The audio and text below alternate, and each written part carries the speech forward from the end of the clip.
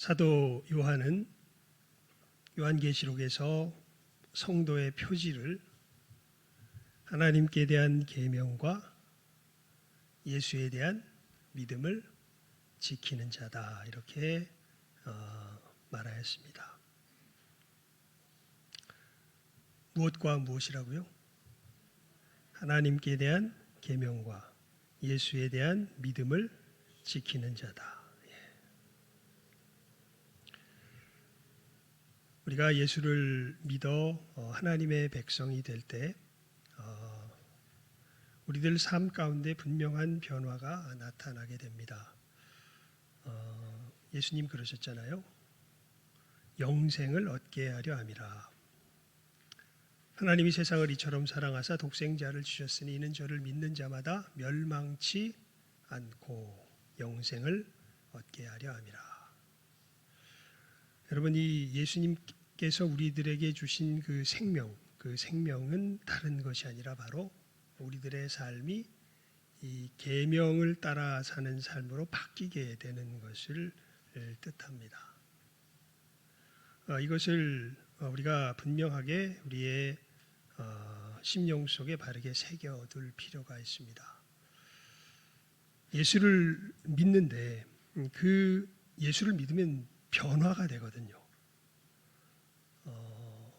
변화가 된 그 가장 근본적인 영역이 다른 것이 아니라 하나님께 대하여 우리의 태도가 바뀌어지게 되는 것입니다. 그리고 그것으로 말미암아 또 동전의 양면과도 같이 사람을 향한 태도가 바뀌어지게 되는 것이죠. 그것이 바로 하나님께서 우리들에게 주신 생명의 본질입니다. 예수 그리스도께서 우리들을 변화시켰을 때의 그 변화의 본질이 되는 것이죠. 그러니까 예수는 왜 믿냐 하면 이 태도가 변화되기 위하여 사실은 믿는 것입니다. 예수님께서 이루시는 역사가 이것이기 때문에 그렇습니다. 그것을 사도 바울은 그렇게 표현하죠. 우리로 죄에 대하여 죽고 하나님께 대하여 살게 하려고 예수님께서 우리를 가운데 오셨다. 사도 베드로는 이렇게 표현하죠. 우리를 죄에 대하여 죽고 의에 대하여 살게 하려고 예수께서 십자가에 못 박히셨다, 이렇게 이야기하고 있는 것이죠. 그래서 여러분, 우리 오늘 본문 말씀 다시 한번 읽어볼까요? 시작하면 읽습니다. 10장 10절 말씀인데요. 시작. 도둑이 오는 것은 도둑질하고 죽이고 멸망시키려는 것뿐이요 내가 온 것은 양으로 생명을 얻게 하고 더 풍성히 얻게 하려는 것이라. 그래서 예수님께서 도둑이 온 것은 사단이죠. 사단이 온 것은 도둑질하고 죽이고 멸망시키려는 것뿐이요 예수님께서 오신 것은 양으로 생명을 얻게 하고, 그 다음 말씀이 굉장히 중요합니다. 더 어떻게 해요? 풍성히 얻게 하려는 것이라. 그러니까 생명이 한 번에 주어지는 것이 아닙니다. 생명은 계속해서 어떻게 주어져요? 예수님께로부터 풍성하게 주어집니다. 그래서 사도들의 권고를 보면요, 늘 끝에 그리스도 안에서 뭐하라고 계속 권고하냐면 자라가라고 권고합니다. 자라가라. 예수님 안에서 자라가라. 자라가는 것이 필요한 것이죠. 이것은 아까도 말씀드렸지만 우리들 속에 하나님께 대한 태도와 내 이웃에 대한 태도가 점점 더 어떻게 된다는 거예요? 자라가게 된다는 것입니다.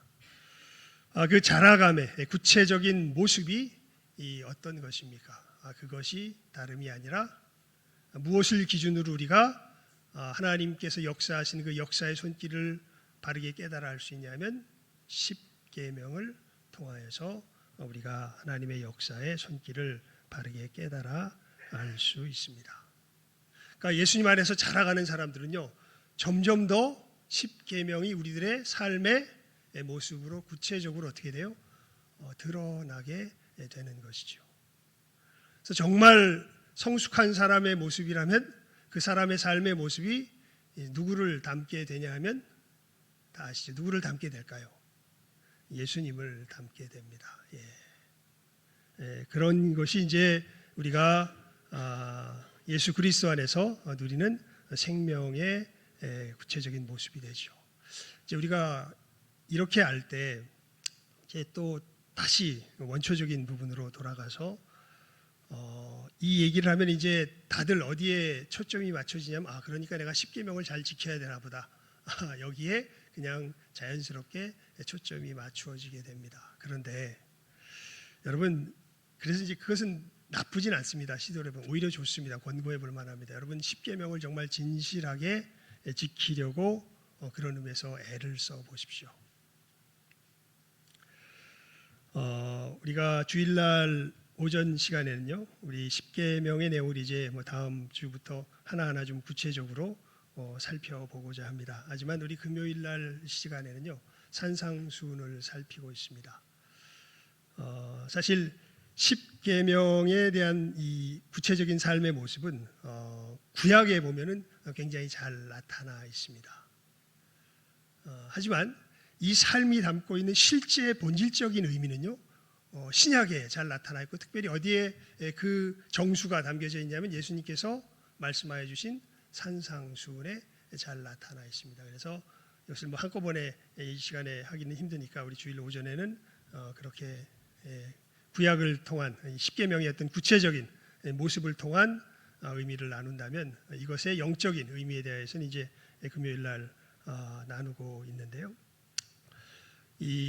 그런 의미에서 우리가 이 십계명에 이제 집중할 때 까딱 잘못하게 될 것이 성경에서 계속해서 경고하고 있는 자기의에 휩싸이는 우리 오류에 빠지기가 쉽습니다. 그래서 십계명의 내용을 우리가 살피면서 물론 계속해서 강조하게 되겠지만 먼저 우리가 어떻게 이 계명을 누리는 삶의 길로 들어서게 되는가 하는 그 성경이 우리들에게 이야기하는 그 길을 바르게 아는 것이 필요합니다. 왜냐하면 우리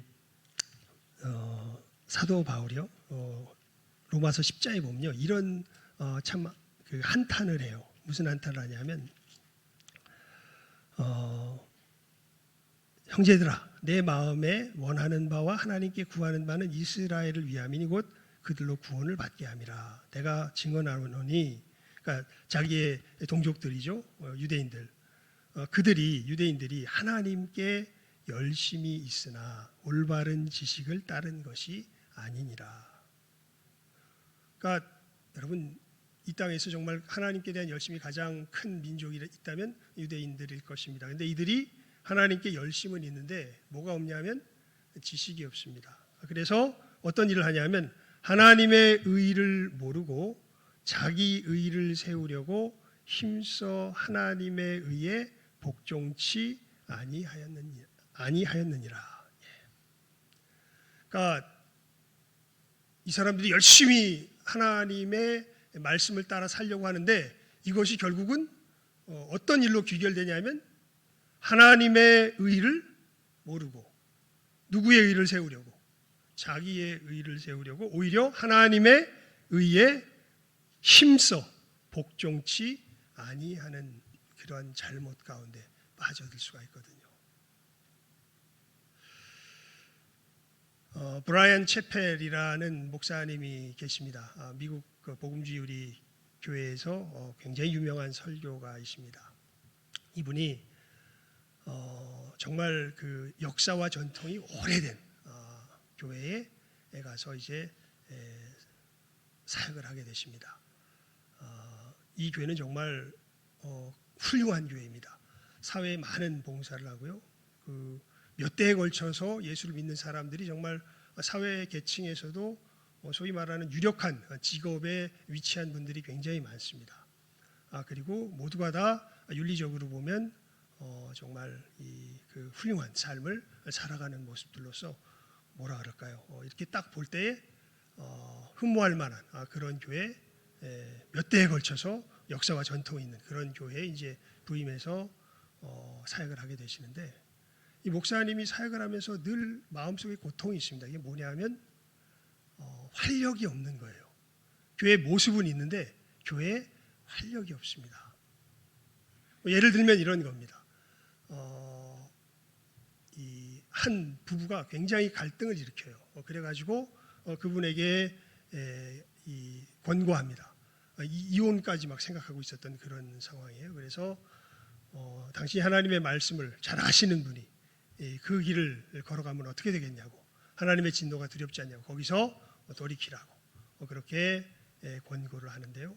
물론 그 사람들이 이야기를 듣고 그 부부가 이혼은 하지 않습니다. 그런데 오히려 부부 관계는 더 나빠지게 되는 것을 보게 되죠. 그러면서 이 목사님이 크게 깨달아 알게 되는 바가 있는데요. 그게 무엇이냐면 자기도 모르게 사람들에게 하나님의 말씀을 전한다고 그랬는데 이 하나님의 말씀이 그들의 무엇을 부추기는, 자기 의를 부추기는 말씀이라는 것을 깨달아 알게 됩니다. 그러니까 말씀을 지켜라라는 것이 나쁜 것이 아니라 그 말씀이 어떻게 너에게 삶이 되는지에 대해서 어떻게 삶이 되게 하라, 너의 힘으로 삶이 되게 하라라고 사실은 결과적으로 전하게 되었던 거예요. 복음을 모르시는 분이 아니에요. 그런데 그렇게 전하시게 되었던 것이죠. 그러면서 이분이 정말 복음이 복음답게 전해지는 것이 얼마나 중요한 것인가에 대해서 자기가 쓴 이 설교에 대한 어떤 이 교훈을 주는 그 책자 속에서 소개하는 내용을 읽었던 적이 있습니다. 여러분, 우리가 그러니까 이것이 다른 것이 아니라 하나님의 이 말씀이 우리들의 삶이 되는 그 길이 사실은 단순하게 우리의 의지를 부추긴다고 되는 일이 아닙니다. 가장 단순하게 우리는 그렇게 생각을 하지요. 이 하비칸 간하베, 우리 한국교회 선교 초기 역사에 사실은 많은 일들을 하셨고 우리 한국교회에서 가르치시고 하셨던 그 하비칸 목사님이 웨스트민스터 신학교에서 가르치실 때 이제 설교학을 가르치셨다 그래요. 그때 많은 이 신학생들에게 이제 구약 본문과 이렇게 성경 본문을 놓고 설교하도록 합니다. 설교를 쭉 하고 나니까 성경에 이런 교훈이 있으니까 우린 이렇게 살아야 합니다라고 설교를 해요. 그랬더니 하비칸 목사님이 그 설교하신 이제 전도사님께 그렇게 이야기합니다. 랍비 선생님 가르침 감사합니다. 그렇게 가르치면 어디서 가르치는 것과 전혀 다른 게 없어요. 유대교의 랍비에서 가르치는, 랍비 선생님들이 가르치는 것과 전혀 다른 것이 없습니다. 놀랍게도 그런 종류의 메시지는 이단에서도 동일하게 우리들에게 전하여 주지요. 그러니까 여러분, 정말 어떻게 우리가 생명을 누리게 될까요? 주님께서 주신 이 생명이 우리들 가운데 어떻게 현실이 되고 실제가 될까요? 오늘 말씀은요, 그 큰 틀을 이야기해요. 다시 한번 우리 말씀을 읽어봅시다. 시작. 도둑이 오는 것은 도둑질하고 죽이고 멸망시키려는 것뿐이요, 내가 온 것은 양으로 생명을 얻게 하고 더 풍성히 얻게 하려는 것이라. 여기서 보면 생명은 어떻게 우리들에게 임해요? 예수님께서 어떻게 하심으로? 얻게 하심으로. 내가 분투해서 쟁취하는 것이 아닙니다. 그렇게 돼서 생명이 내게 임하게 되는 게 아닙니다. 이 생명은 어떻게 우리들에게 임하게 돼요? 예수님께서 뭐하게 하세요? 얻게 하세요. 처음에도 뭐하게 하시고 얻게 하시고, 우리가 얻은 다음에도 어떻게 하게 하세요? 얻게 하세요. 도대체 이게 무슨 일일까? 이게 어떤 일이 벌어진다는 걸까? 아마 이 부분에 있어서 제가 성경을 통해서 이 고민하면서 바라보면 가장 상세하게 이 부분을 설명하고 있는 부분이 로마서, 특별히 7장과 8장, 6장, 시작부터 6장부터 시작해서 8장까지의 말씀이 아마 이 부분의 내용을 가장 상세하게 설명하는 것으로 보입니다. 사도 바울이 이야기해요. 여러분, 그 점에서 우리가 로마서를 오늘은 좀 이제 요한복음은 볼 일이 없을 것 같습니다. 로마서 8장을 한번 펴보시기 바랍니다. 로마서 8장입니다. 로마서 8장. 우리 10절 말씀, 로마서 8장 10절 말씀, 우리 함께 한 소리로 읽어봅시다. 시작하면 읽습니다. 로마서 8장 10절 말씀입니다. 시작하면 읽습니다. 시작. 또 그리스도께서 너희 안에 계시면 몸은 죄로 말미암아 죽은 것이나 영은 의로 말미암아 살아있는 것이니라. 사도 바울이 놀라운 이야기를 합니다. 여러분, 세상에 있는 사람들은요, 몸과 영이 다 어떻게 돼 있어요? 죽었어요. 그럼 우리는 생명을 얻었다 그러는데, 우리가 생명을 얻은 상태가 현실적으로 어떤 상태냐? 사도 바울이 이야기합니다. 또 그리스도께서 너희 안에 계시면 몸은 어떻게 돼요? 죄로 말미암아 죽은 것이나 영은 의로 말미암아 살아있는 것이니라. 우리의 상태는 몸은 살아있는데, 몸은 살아있어요.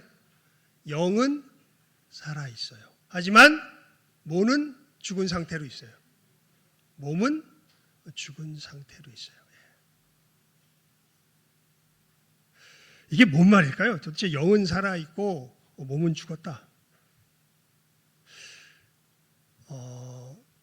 예수 안에서 우리의 하나님에 대한 태도가 바뀝니다. 아브라함의 믿음을 갖게 되죠. 즉 하나님이 말씀하시면 진짜 거듭난 사람들은요, 그 자체로 아멘입니다.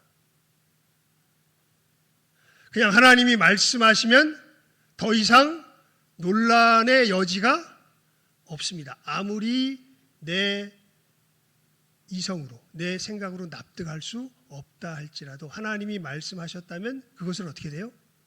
그 사람에게는 모든 것이 종결됩니다. 그냥 저게 무엇이다? 하나님의 말씀이다. 그것으로 끝입니다. 그래서 그 예를 들어드렸죠. 누가 그 모습을 보여줘요? 아브라함이. 언제 보여줍니까?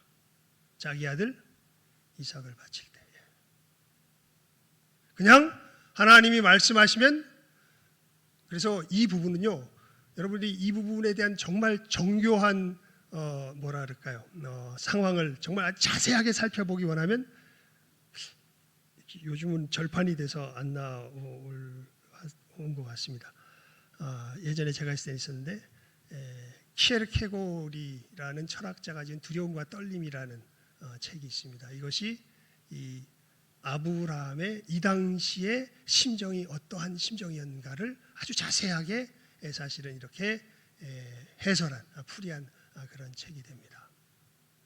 거기 보면 정말 하나님을 믿는다는 것이 얼마나 어마어마한 일인가에 대해서 굉장히 자세하게 설명이 되어 있는데, 그냥 거두절미하고 핵심만 이야기하면 제가 이야기한 그 이야기예요.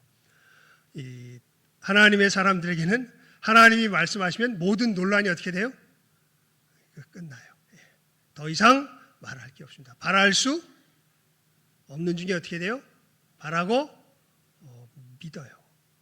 그런데 문제는 이게 우리들 속에서 뭐가 안 돼요? 납득이 안 되는 게 문제가 됩니다.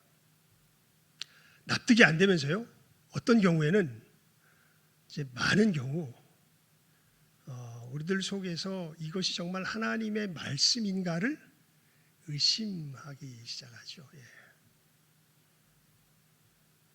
그래서 우리들에게는 이 영과 육의 끊임없는 전쟁이, 그러니까 그게 육이에요. 육이라는 것이 단순히 그냥 몸을 뜻하기보다는요, 하나님의 이 말씀에 대하여 대적하는 이 반항하는 정신이 사실은 육이라고 보시면 됩니다.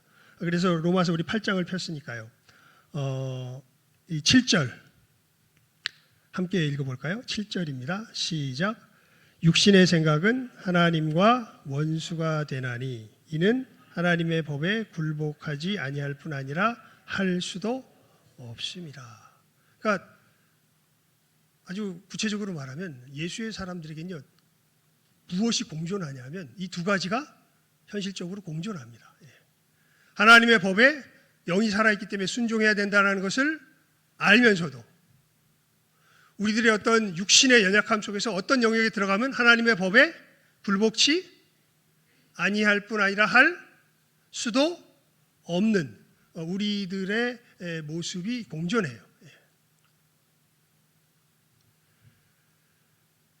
그래서 여러분 이 11절 말씀 8장 11절입니다. 우리 함께 읽어봅니다. 시작. 예수를 죽은 자 가운데서 살리신 이의 영이 너희 안에 거하시면 그리스도 예수를 죽은 자 가운데서 살리신 이가 너희 안에 거하시는 그의 영으로 말미암아 너희 죽을 몸도 살리시리라. 이게 이제 크리스찬의 아주 현실적인 성화, 거룩해져 가는 과정을 설명하는 말씀입니다. 그래서 우리 안에는 이 두 가지 사실은 뭐라 그럴까요? 정신이 공존해요. 물론 존재 자체는 이게 이제 신비인데요. 믿음의 신비인데, 하나님의 신비인데, 존재 자체는 예수 그리스도 안에 있으면은 그 육적인 존재는 사실은 실체는 없어요. 근데 현실 속에서는 존재하는 거예요. 마치 실체가 있는 것처럼.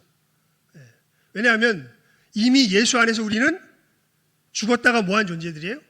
살아난 존재들. 그래서 아예 신분 자체는 우리는 마귀의 성품과 하나님의 성품이 공존하는 것이 아니라 신분 자체로 말하면 온전히 우리는 이제 하나님의 뭐가 된 사람들이에요. 자녀가 된 사람들이에요. 우리는 마귀의 자녀 몇 퍼센트 섞여 있는 게 아니에요. 신분은 완전히 우리는 예수를 믿으면 하나님의 뭐예요? 자녀예요. 그런데 현실 속에서 우리 정신에는 누구의 정신이 섞여져 나와요? 마귀의 정신이 섞여져 나옵니다. 이게 우리들이 처하고 있는 우리들의 현실이 되죠. 그리고 이 마귀의 정신의 핵심은 다른 것이 아니라 하나님의 법에 굴복치 않을 뿐 아니라 뭐예요? 할 수도 없습니다. 이게 이제 마귀의 정신의 핵심이죠. 마귀의 마귀되면요, 우리가 뭐 잔인하고 뭐라 끔찍하고 뭐 이런 게 아니라 핵심은 정확히 이거예요. 하나님의 법에 굴복치 아니할 뿐 아니라 할 수도 없습니다. 아마 가장 마귀적인 사람은요, 가장 거룩한 모습으로 나타나기 쉽습니다. 그래서 성경에 보면 사도가 그런 얘기를 하죠. 사단도 무엇을 가장한다? 광명의 천사를 가장한다. 이렇게 되어져 있거든요.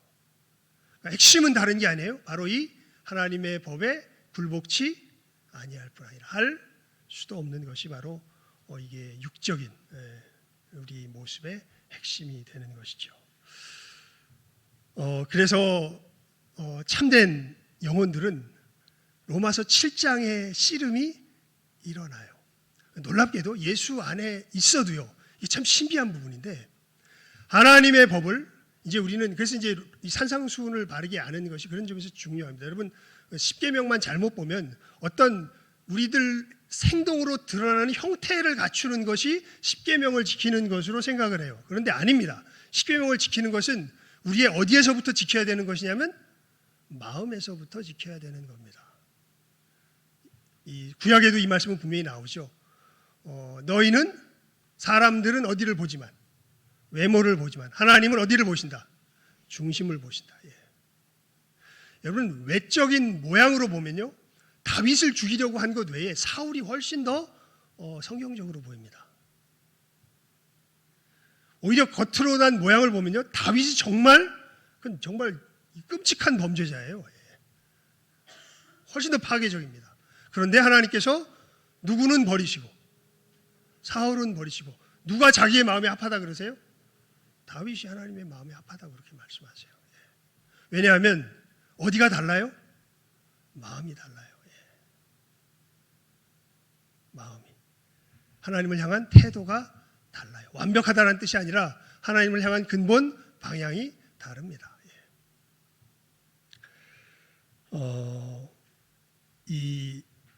우리가 하나님의 법을요 정말 이 마음에서부터 지키기를 소원하면 예를 들면 예수님께서 그래서 산상수훈에 보면 이 간음의 죄를 이렇게 설명을 하시죠.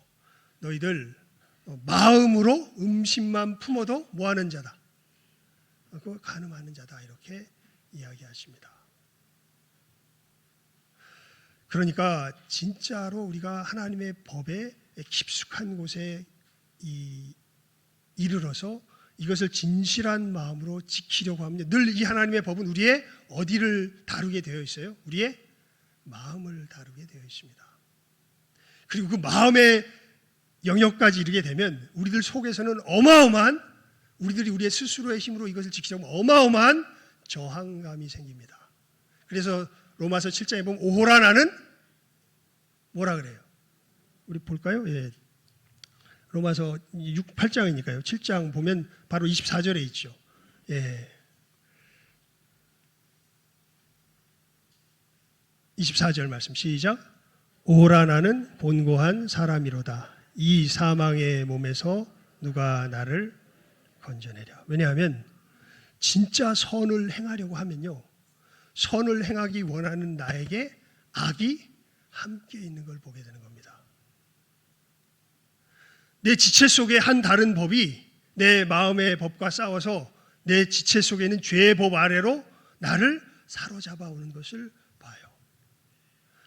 비슷한 예를 든다면 이런 것이 있을 겁니다. 여러분, 담배를 끊으려고 할 때, 담배를 끊으려고 하는 마음이 의지를 강하게 하면 할수록 내 속에서 어마어마한 반발력으로 무엇을 피우고 싶은 마음이, 담배를 피우고 싶은 마음이 우리들을 사로잡지요. 비슷한 역사가 특별히 하나님의 이 법에 의하면 훨씬 더 강력하게 이 부분이 일어나게 됩니다. 만약 우리가 우리의 의지를 동원하기 시작하잖아요. 그러면 그것은 마치 예전에 CCC에 뭐라 그럴까요? 교사가 설명을 정말 잘했는데요. 어마어마하게 큰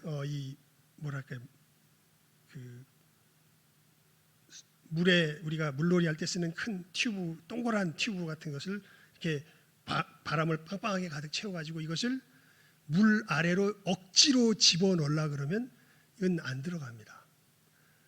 조금만 삐뜩 잘못해도 어떻게 할까요? 엄청난 반발력으로 황 하고 물 밖으로 튀어 올라오죠.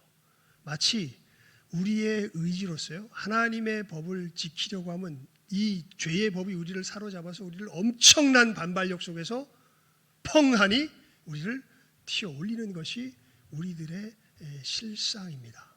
예수를 믿어도 어떻게 돼요? 똑같아요. 만약 누구의 힘으로 이것을 누르려고 한다면, 나의 힘으로 이것을 누르려고 한다면 이 고백을 할 수밖에 없어요. 오호라 나는 어떤 사람이로다? 곤고한 사람이로다. 누가 이 사망의 몸에서 나를 건져내랴. 근데 참 신기해요. 우리는 어디서 계속 안심을 하려고 그러냐면 내가 뭘 했는지를 가지고 안심을 하려고 그러는데 하나님은 그 점에 있어서 우리를 결코 편하게 놔두시질 않으십니다. 네가 하려는 것으로 만족한다고 내가 원하는 것은 이것이다. 이제 이것이다 라는 것을 바르게 아는 게 뭘 바르게 아는 거예요? 십계명을 바르게 아는 거예요. 이걸 바르게 알면 알수록 우리는 어떻게 될까요? 실제로 들어가면, 이걸 바르게 깨달아 알면 알수록 우리는 이 고통 속에 들어가요. 오호라 나는 곤고한 사람이로다. 내가 어떻게 음심을 품지 않을 수 있나? 내가 어떻게 이 상황 속에서 적대감과 살의를 품지 않을 수 있나? 내가 어떻게 이 상황 속에서 진실하게 정직하게 나아갈 수 있나? 내가 어떻게 이 상황 속에서 긍휼함을 품고 나아갈 수 있나? 하나님은 말씀을 통하여서 우리가 십계명을, 이제 계명을 안다는 것은요, 그냥 계명을 이렇게 뭐랄까 머릿속에 이렇게 마치 그 답안지에 답다듯이 이렇게 박아놓는다는 것이 아니라 우리의 삶이 곧 계명이기 때문에 삶으로서 계속 적용하는 것을 안다는 것을 뜻해요. 그래서 그 가장 핵심되는 원리를 이제 알아가는 것이 뭐 우리가 설교 시간에 다룰 수 있는 내용이라면 여러분들이 이것을 가지고 삶 속에서 이제 하나님 앞에서 씨름하며 고민하게 될 겁니다. 말씀이 증거되면요, 사랑하는 나의 아들아, 사랑하는 나의 딸아, 네가 이 삶 속에서 너의 지금 그 상황 속에서 누려야 할 생명은 바로 이것이란다 라고 무엇을 통하여서 하나님이 알게 하세요? 계명을 통하여서 알게 하세요. 그때 우리는 이것을 누구의 의지로서 내리누르려고 하면, 나의 의지로서 내리누르려고 하면 어떤 고백이 터져 나올 수밖에 없어요? 이 7장 24절에 고백이 터져 나올 수밖에 없게 됩니다. 오라 나는 곤고한 사람이로다. 누가 이 사망의 몸에서 나를 건져내랴. 25절 읽어볼까요? 시작 한번 읽습니다. 시작. 우리 주 예수 그리스도로 말미암아 하나님께 감사하리로다. 그런즉 내 자신이 마음으로는 하나님의 법을, 육신으로는 죄의 법을 섬기노라. 8장 1절에서 4절까지 계속 읽어봅시다. 시작. 그러므로 이제 그리스도 예수 안에 있는 자에게는 결코 정죄함이 없나니 이는 그리스도 예수 안에 있는 생명의 성령의 법이 죄와 사망의 법에서 너를 해하였습니다. 율법이 육신으로 말미암아 연약하여 할 수 없는 그것을 하나님은 하시나니 곧 죄로 말미암아 자기 아들을 죄 있는 육신의 모양으로 보내어 육신의 죄를 정하사 육신을 따르지 않고 그 영을 따라 행하는 우리에게 율법의 요구가 이루어지게 하려 하심이라. 아멘. 율법, 우리가 우리의 의지로 이 십계명을 지키려고 하면요, 우리 안에 있는 이 육신의 연약함으로 말미암아 할 수가 없습니다. 예. 그래서 이걸 누가 하신다 그래요? 사도 바울이 하나님이 하신다 그래요. 하나님이 누구를 통하여서? 예수 그리스도를 통하여서 우리들에게 하신대요. 여러분, 사실 우리가 예배의 시간에 나오는 것은요, 누구를 만나기 위해서 나오는 것이냐 하면 예수님을 만나기 위하여 나오는 것입니다. 실제로 예수님 그러셨잖아요. 두세 사람이 내 이름으로 모인 곳에는 나도 그들 중에 있느니라. 예수님 믿으십니까? 예, 두 사람 이상이 아멘으로 화답을 하시네요. 그럼 여기 누가 계신 거예요? 예수님께서 계신 거예요. 예. 보이진 않지만 주님께서 지금 이 자리에 계십니다. 루터가 그런 이야기를 합니다. 목사가 말씀을 전할 때 목사는 곧 그리스도다. 사명의 역할에서 그렇게 이야기를 합니다. 예. 목사 자신이 그리스도라는 게 아니라 이 예수님의 몸된 상황 속에서 우리가 하나님의 말씀을 듣는다고 나올 때 이 자리에서 말씀을 전하는 사람은 누구의 이름으로 전하는 거예요? 예수의 이름으로 전하는 거예요. 예. 이게 믿어지지 않는다면 그것은 큰일입니다. 그러면 하나님의 말씀을 어디서 들을 수 있을까요? 주님께서 이 일을 친히 정하셨는데, 그리고 이 말씀이 전해질 때 누가 다가가실까요? 누가 다가가실까요? 예수께서 다가오시는 것이죠. 예수님의 약속 때문에, 하나님의 역사, 하나님의 그 약속하심 때문에 우리들에게 다가오는 것입니다. 여러분, 그래서 예배가 그런 의미에서 정말 중요합니다. 우리가 이 시간 누구를 만나러 와요? 예수님을 만나러 와요. 언제 우리들 가운데 구체적으로 다가오세요? 모든 이 예배의 순서 속에서 다가오지만 특별히 말씀이 증거될 때 주께서 우리들에게 다가오시는 것이죠. 그래서 말씀을 가지고서 선언하잖아요. 이 말씀의 뜻을 따라서 증거하잖아요. 말씀의 의미가 이것입니다. 이것은 누구의 이야기가 아니라, 사람의 이야기가 아니라 누가 주신, 하나님께서 주신 약속의 말씀입니다. 이 약속 속에서 여러분 분명하게 깨달아 하실 수 있기를 바랍니다. 예수의 사람들은요, 무엇이 자기 속에서 삶으로 나타나게 돼요? 계명이 삶으로 나타나게 돼요. 어떻게 나타나게 됩니까? 우리 오늘 뭐라고 인사했습니까?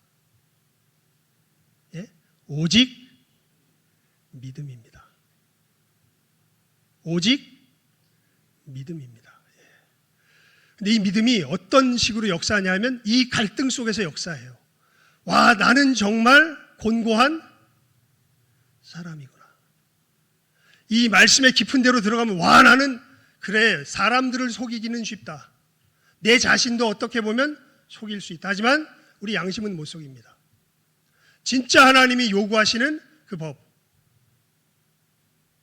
서로 불쌍히 여기며 용서하기를 하나님이 그리스도 안에서 서로를 용납하심 같이 하라. 이것이 세 사람의 참된 모습인데 그게 됩니까? 안 됩니까? 근데 그것이 내 모습이라는 것을 부인할 수가 없습니다. 그래서 탄식하지. 오라 나는 곤고한 사람이로다. 누가 이 사망의 몸에서 나를 건져내랴. 우리 주 예수 그리스도로 말미암아 하나님께 감사하리로다. 실제로 이 자리에 나오면 누구를 만나는 거예요? 예수님을 만나는 거예요. 찬송 중에 그런 찬송이 있죠. 하늘과 나는, 세상과 나는 간 곳 없고 구속한 주만 보이도다.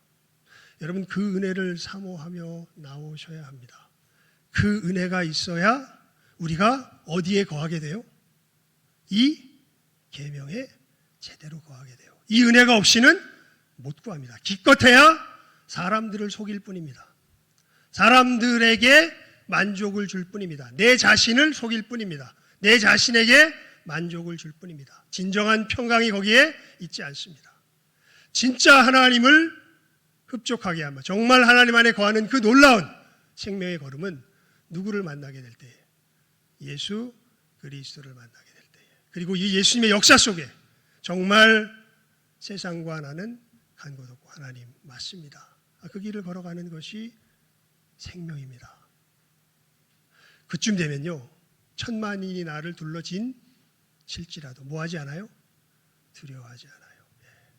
남들이 이해해 주지 않아도 괜찮아요.